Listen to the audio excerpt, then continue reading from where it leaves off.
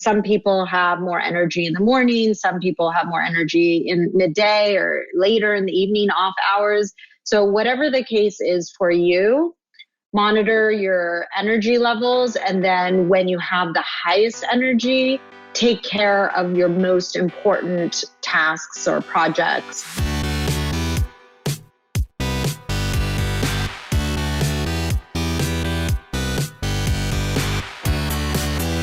You're listening to The Successful Bookkeeper with your host, Michael Palmer. Listen each week as inspiring guests share their secrets of success to help you increase your confidence, work smarter, and build a business you love.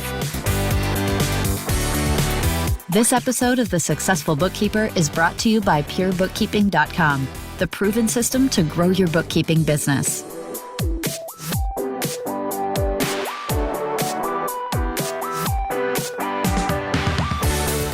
Welcome back to the Successful Bookkeeper podcast. I am your host, Michael Palmer, and today's show is going to be a fantastic one. Our guest was once Steve Jobs' executive assistant at Apple, but now a CEO herself, executive wellness coach, and author of the book Pause, Breathe, Choose. Become the CEO of your well-being. Naz Beheshti, welcome to the podcast. Thank you, Michael. Happy to be here. It's great to have you. And I mean, right out of the gate, I have to say, well, anytime you have Steve Jobs in any kind of your bio, I mean, people pay attention to that. And it's Steve Jobs was a remarkable person to be connected with, affiliated with, associated with. And so it's an honor to have you. But before we get into all of that, please tell us your career journey leading you up to this point. Well, my career journey was definitely not as straightforward as some. I graduated from UC Santa Cruz, and my first job out of college was actually at Steve Jobs' office as his executive assistant at Apple. And that job was sort of an accident. It wasn't planned, but I couldn't give up on that job and decline it. I thought it would be a great learning opportunity and just experience in general, which it was, because that job basically put me on the path and trajectory of where I am today. And so I'm very grateful for that opportunity to have worked for Steve. And that continued on. I continued on in corporate for about a decade, working in other Fortune 500 companies as well as a tech startup. So I had a diverse experience from, small, medium, large companies. But, I just wasn't fulfilled. And I knew that there was something more that was missing. And I had gotten into yoga and meditation on the side. And I knew that I wanted to do something in terms of helping people manage their stress, because I was really stressed in corporate, especially working for Steve and the jobs that followed. And so I, at the time, realized that there was a deficiency or lack of wellness programs because they weren't at the forefront back in 2000 and 20 years ago. Now it's more common to have corporate wellness programs. And so because I knew that when you optimize your well-being and your health, you can perform at the top of your game in all areas of your life, not just in your career, but at home with your family. And I felt that was a very important piece of the puzzle of performing at your best. And so I quit my corporate job. I went back to school. Well, while I was in corporate, my last job was a pharmaceutical sales rep at AstraZeneca. And I went back to school to become a holistic health coach and got additional training to start my own executive wellness coaching practice, as well as a corporate wellness company, which is where I am today, because I really wanted to help people who were not just like me, but all of my colleagues, super stressed out, burnt out, and just not putting their self as a priority. Their self-care always would fall by the wayside. So that's kind of how I ended up founding Prananaz. Interesting. It's curious what that was like in the early stages working for Steve Jobs? It was really intense, to say the least. But it was really interesting because I saw firsthand what it was like to be the CEO of an extremely successful company, as well as the CEO of his own well-being, because he really prioritized well-being. You know, he meditated every day. He had a physical trainer, fitness trainer several times a week. He ate really healthy. He had strong relationships. So all of the areas in his life that he prioritized in order to do really well and be the successful visionary that he was, that, you know, had extreme focus, extreme vision. He was very ambitious and driven. And without taking care of yourself, without putting self-care as a priority, it's very difficult to do well and perform at the top of your game and be successful in any area of your life. So in order to do well, you must be well. And Steve really taught me that. And I saw that firsthand. So it was really an amazing experience to see how he ran Apple up close and personally. It's interesting, you know, when you see successful people like that or hear about them, you wonder, like, what is it about them that gives them the edge? I mean, they're human. He was a human being, yet he had gifts and traits and characteristics. You know, many people, I think, would say, oh, you know, he was, you know, born with a special, you know, programming in his brain or whatever. But, you know, then there's the other argument that would be, well, no, he just had a strong vision and he did the things that he knew to do that would get him to where he would want to be. What are your thoughts around what, you know, if our listener is thinking, well, gee, I want to have more success in my business. I want to have results that move towards what Steve Jobs' results are, which are universally like incredible, right? What he created in the world in his lifetime. But even to move towards that scale, what do you see as being kind of those areas that, and you mentioned a few of them, right? He took care of himself, he took care of his well-being. But what else did you see that you think the average person that's working in their business to take it up a notch, what should they focus on? Well, I wouldn't discredit the whole self-care part, because that is the foundation and of really performing at your best, like sleeping properly, eating, you know, nutritiously, and really taking care of your mind, body, and spirit, and even making room and time, scheduling time in your calendar for the things you want to do outside of work that give you pleasure and fulfillment, and really tending to your entire well-being. And so that is something that if you neglect your self-care or your, you know, from your sleep to your healthy lifestyle, then you're not able to focus at work, function properly. Your brain doesn't work as well, right? So it's really hard to do well when you're not feeling well. And so I would definitely say to prioritize taking care of yourself. And once you do that, when it comes to actual work, a real helpful strategy that I use with my clients is blocking out your calendar for, you know, instead of using time management and blocking based on time, use your energy management, and really identify what parts of the day do you have most energy, and monitor, because some people have more energy in the morning, some people have more energy in midday or later in the evening, off hours. So whatever the case is for you, monitor your energy levels. And then when you have the highest energy, take care of your most important tasks or projects, and also the ones you don't want to do that you procrastinate, because when you procrastinate tasks and you procrastinate them to the point that you're really tired by the end of the day, or whenever it is you're tired, then you're going to have more reason to procrastinate, for example. So I would say use your energy and optimize your energy to your advantage, and really take care of the things that are most important, or that you don't want to necessarily do, but you have to do. You know, it's part of the job and you have to take care of, or even personal things that you need to do. do those when you have the most energy. So think more in the terms of managing your energy versus managing your time.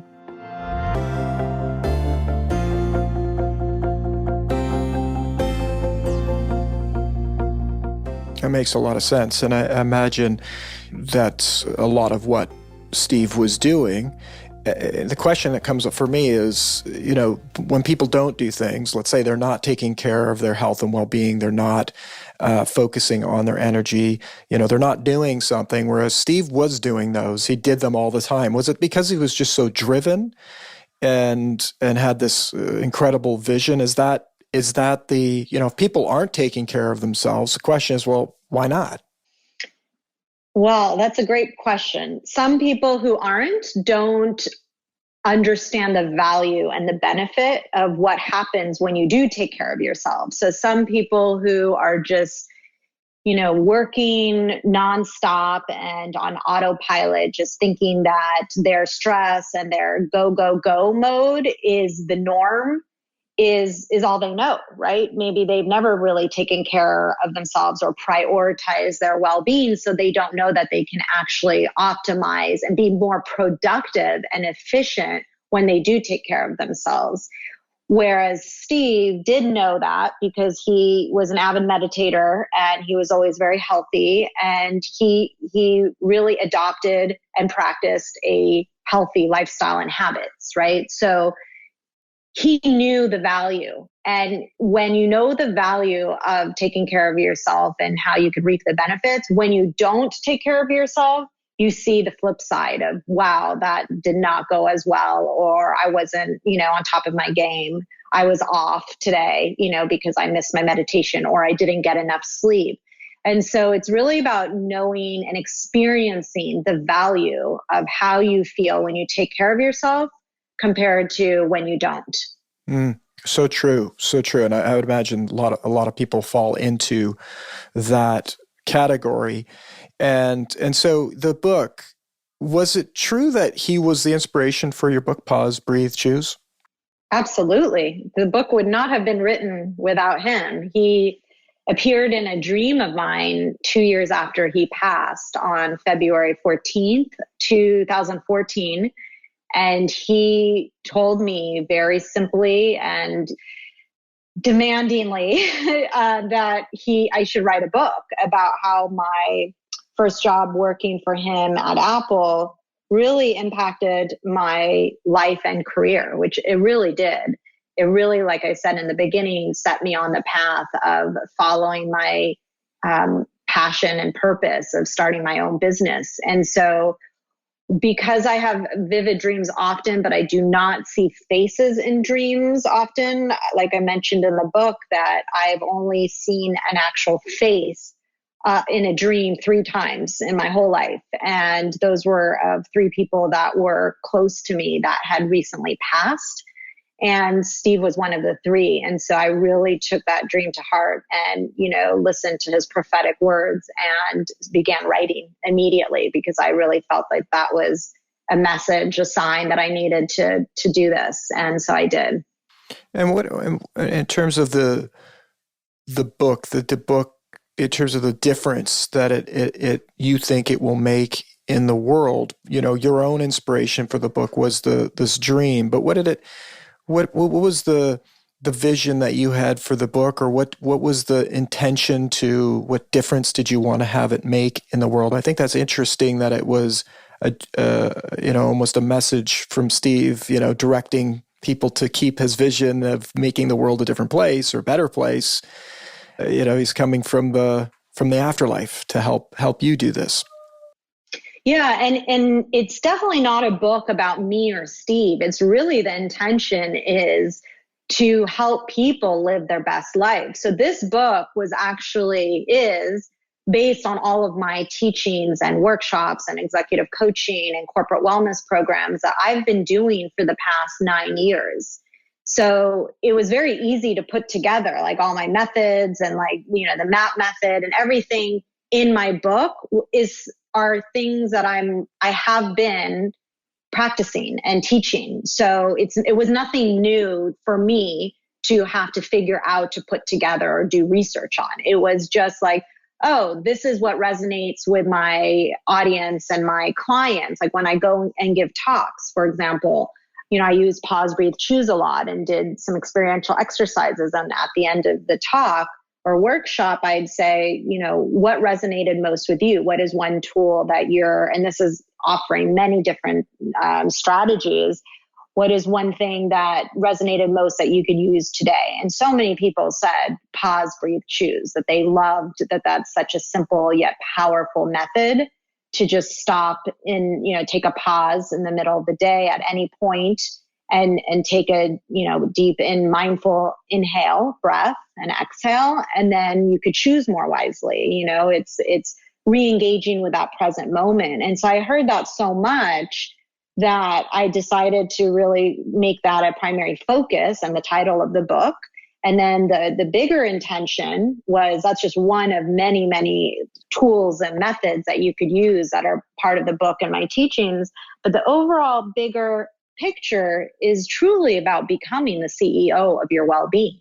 And when I talk about well-being, some people think that's just about fitness and nutrition, but it's so much more than that. That's just a small piece of the pie. It is all about, having a fulfilling career, about having healthy and strong relationships, having regular physical activity, taking care of yourself, proper sleep, having a sense of purpose and passion and mindfulness practice. All of that encompasses total well-being. It's not just one part of health or wellness. It's a very holistic approach. And that was what was inspired by what I learned from Steve, because he had that and I watched that. And at the time working for him, I didn't put all this together. This is all in hindsight. I wasn't working for him and thinking, oh, wow, you're the CEO of your well-being.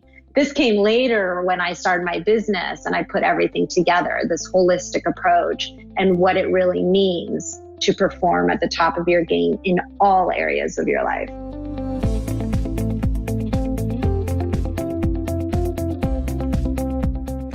So important. And I think, that comes back to what we've already discussed, which is just the value of your well-being. When you take care of it, there's all of these great things that can occur in your life and in your business. And in order to do that, you have to take ownership of your own well-being and the context of being the CEO of your well-being. So valuable. Now, you also talk about productivity traps and mention procrastination. Maybe talk a little bit about productivity traps. I mean, myself, our listeners, that it comes up all the time as being this conversation around getting things done, being productive. What would you say are the productivity traps, and how do we avoid falling into them?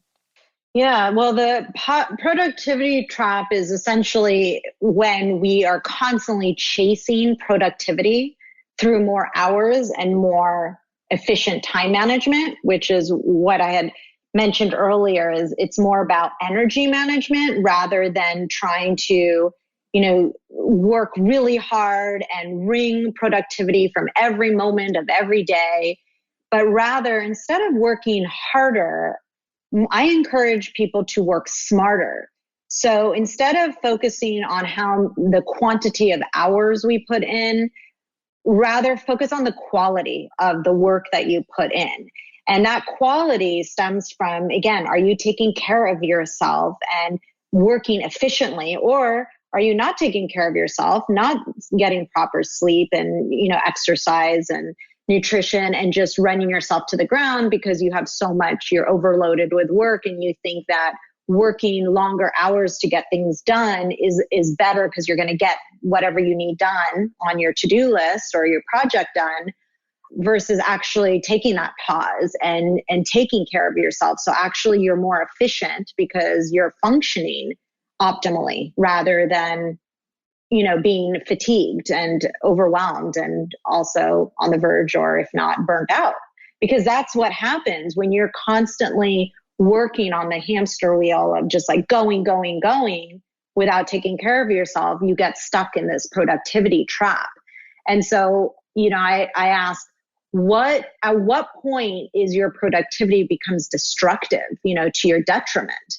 And that's, when people start slipping into chronic stress. And that is the most, dangerous and deadly stress. And we want to avoid burnout and chronic stress. So we want to avoid the productivity trap. Interesting. I remember reading a book by Lance Armstrong. The title of the book was "It's Not About the Bike." Everybody's like, "Oh, look, your bike is so great." It's about all these other things that make a winner.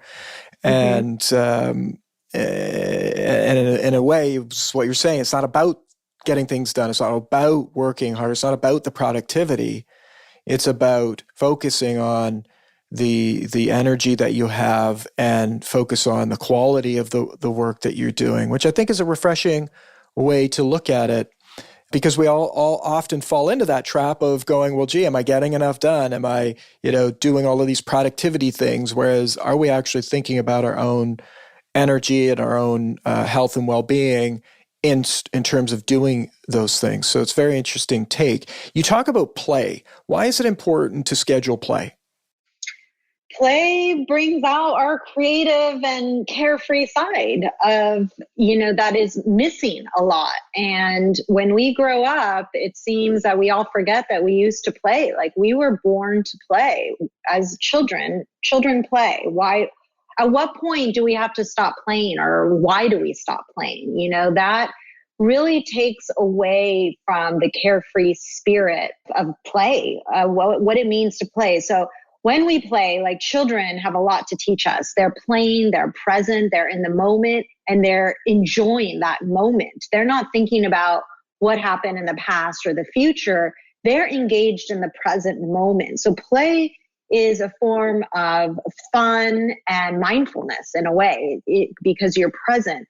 And it really unlocks your creative side. So when, for example, Steve would play with his toys, which were the prototypes of the new product coming out, and he loved playing. He would play in the office. I mean, he was like a little kid in some ways, that going and getting excited to go to Johnny Ive's office and play with the latest prototype.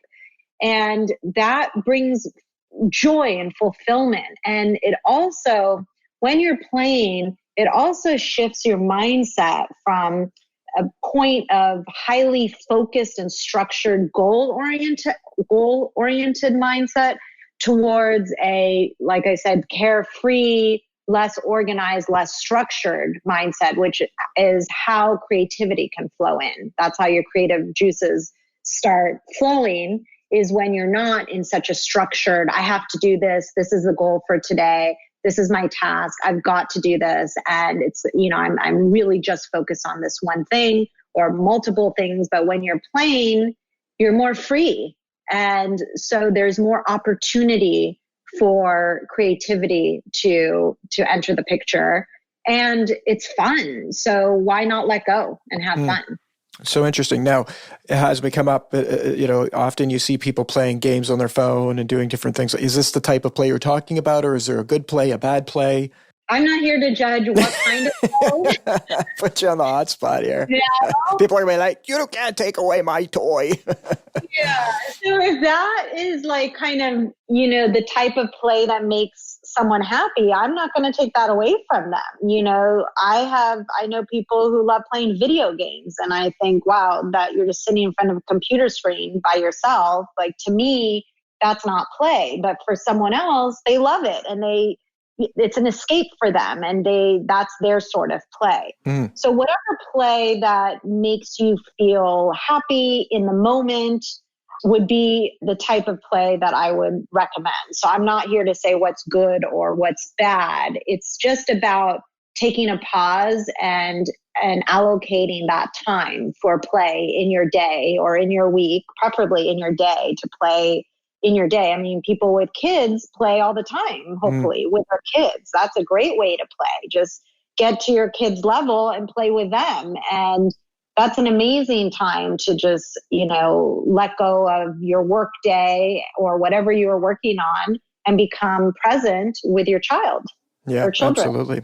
Yeah, so I have a 5-year-old who's big on Lego, and it is an interesting, every moment I'm reminded of how far away from that type of play I am, because to go down to his level takes something. It's not like, oh, I'm just going to go and play Lego like I used to when I was 5 years old. I have to get into it and shift from all of my adult behaviors and thinking about this and thinking about that and get present with him to actually do the type of play he wants me to play. It's not like just put this Lego together. He wants to do make-believe and actually play with the toys. So very interesting. So it's about getting away from what we're doing, allowing our minds to relax perhaps and embrace that a different part of our minds. And you mentioned being present in the moment.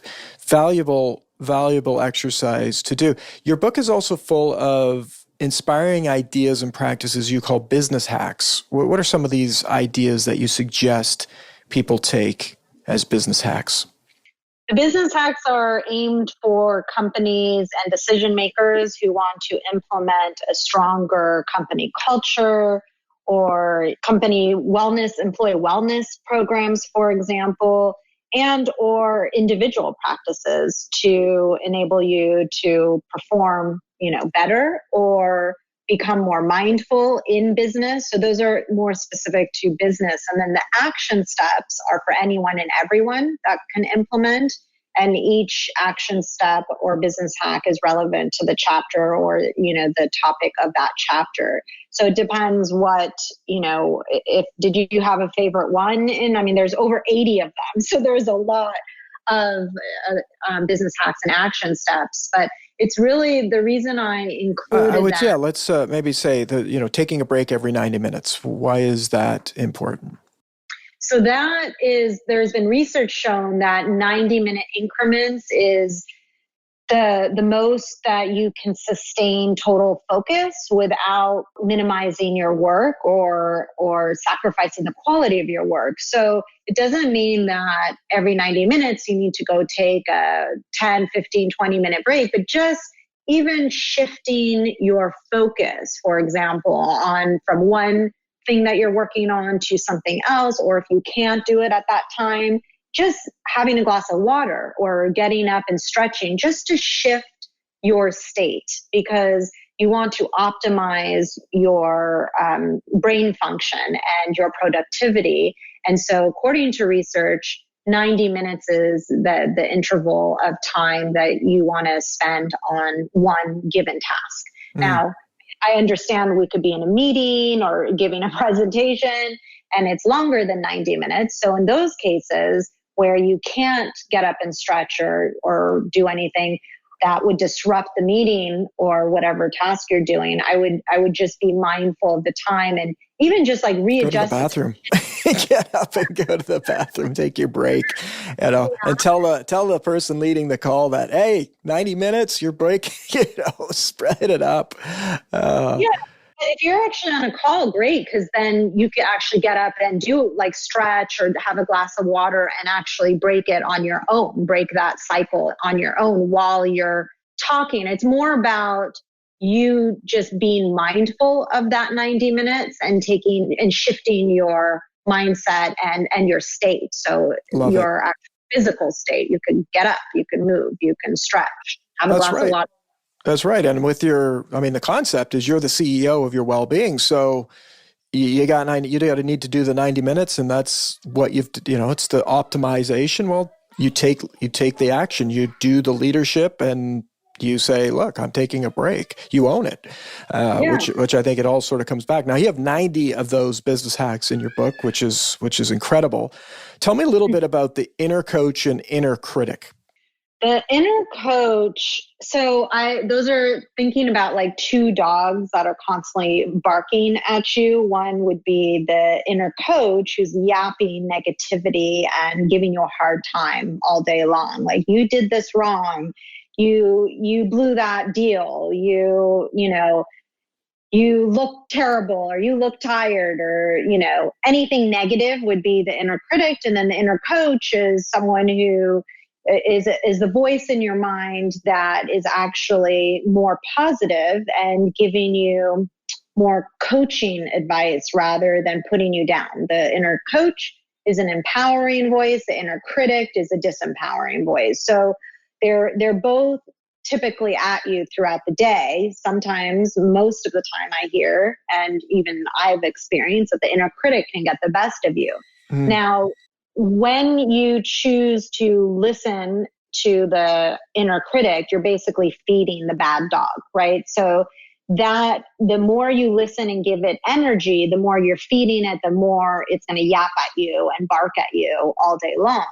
However, if you listen to the inner coach who's providing positive feedback and, looking at challenges or looking at obstacles as opportunities and challenges rather than obstacles and preventing you from getting to your goal, then you quiet the inner critic because you're listening to the inner coach. So in the end of the day, the dog you feed is the life that you're going to lead. So do you choose to feed the inner critic or the inner coach? That's up to you. And that's about also being mindful to know which one you're listening to. So mindfulness is a huge fundamental piece of well-being, because some people may not even realize they're listening to the inner critic and let the inner critic get the best of them.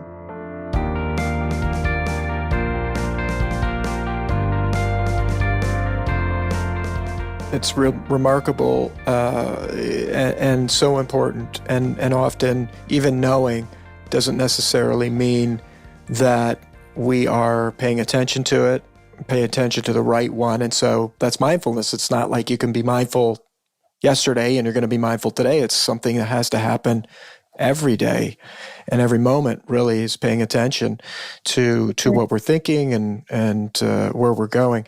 It sounds like the book is absolutely a toolkit for people that they must read. It's a fantastic book, and I don't know of a better time to be investing in our own wellness and taking ownership of our well-being. One last question I have on here is this concept of disconnect to reconnect. Tell our listeners about that. So when we disconnect, and that is disconnecting from, all electronic devices if you can, or just disconnecting from anything that is your regular routine for the day, to reconnect with yourself, like your higher self. Basically, we have so much noise and to-dos and things chattering and working throughout the day. And we want to quiet that. So we have to disconnect from that noise to reconnect with ourselves. And when we reconnect with ourselves, then we're able to kind of eliminate that noise and become more grounded, centered, focused. And a mindfulness practice would help to reconnect with yourself. So you need to, in order to have a mindfulness practice, disconnect from everything else, even your own, that inner critic of yours internally. So it's not only disconnecting from external sources, it's also disconnecting from that inner critic and anything that's going to cause you stress or dis-ease. You need to, the focus is to connect with your highest self and that calm and centered peace and joy within. Amazing. Thank you so much. This has been absolutely fantastic. I would love for you to share where people can find out more about you and also where they can find out more about your book. My website, nazbeheshti.com, and also my corporate wellness site, prananaz.com. And I'm on Instagram, LinkedIn, and Twitter. So Excellent. You can find me all there. And my book is on Amazon and all bookstores, Barnes & Noble, and most independent bookstores as well. It's fantastic. And of course, we'll have links to all of these in our show notes. And Naz, I want to really thank you for your generosity in coming on our show and sharing all of this knowledge and also about your book. Thank you, Michael. It was a pleasure to be here. That's wonderful. And with that, we wrap another episode of the Successful Bookkeeper podcast. To learn more about today's guest and to get access to all sorts of valuable free business building resources, you can go to thesuccessfulbookkeeper.com. Until next time, goodbye.